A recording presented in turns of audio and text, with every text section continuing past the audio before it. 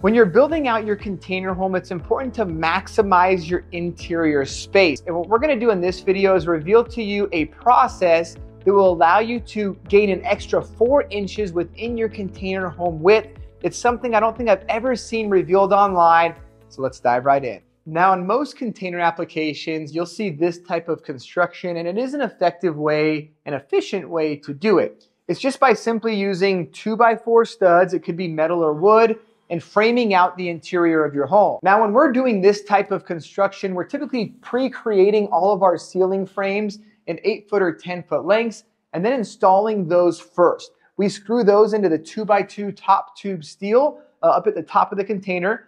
After we do that, we install our back wall, and then we'll install our side walls. And you can see here, it does the job. You're gonna have something to attach to. You got a good amount of room for insulation, but if you're someone who wants to maximize your interior width, and instead of it being 83 inches, man, you want an extra 4 inches, you want to be at 87 inches, I'm going to show you a special way that you can do that. So we're currently working on a large project in Oklahoma. It's a container home community. It's going to have about 44 container homes on it. So some of them are going to be 2-story container homes, so a lot going on. And that client has requested that they maximize their interior space on their containers. So we're inside of one of his units right now.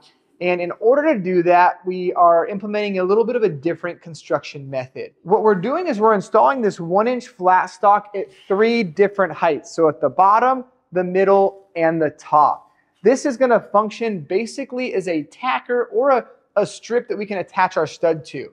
So what we're going to be doing in this, and you could do this with 2x2 studs. They're a little bit more challenging to come by, so we just are going to go with 2x3 studs. They are going to get mounted right here where all the valleys are at, and then we're going to use self-tapping wood to metal screws to screw through here at 3 points to attach this stud. Now, in doing this, we're actually going to be saving about 4 inches in total for the interior width.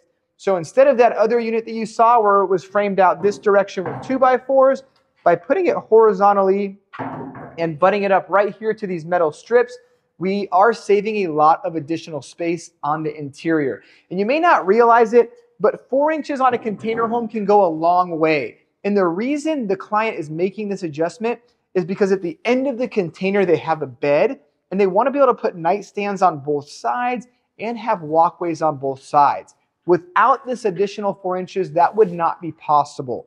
So by doing this, it maximizes the interior and gives the end client more flexibility on the interior design. Now, while you get the added benefit of more space on the interior, there are some challenges with this approach. Number one is there's a lot of additional cost to add this metal flat stock all the way across. Someone had to come in here and they had to grind off the paint and actually weld it in. So it takes a lot of labor, a lot of time, plus the actual material costs for the metal. Another thing to consider is your insulation. You know, if you're in an area where you have to achieve a high R value in your sidewalls, you may not be able to do this.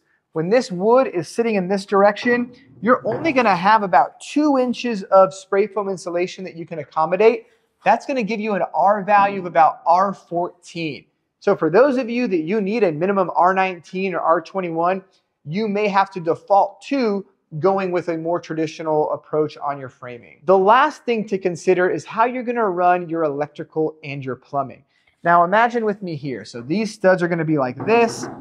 Running electrical through the stud is basically not going to be an option. And running plumbing through a stud is also not an option. So you have to find creative ways to accommodate for this.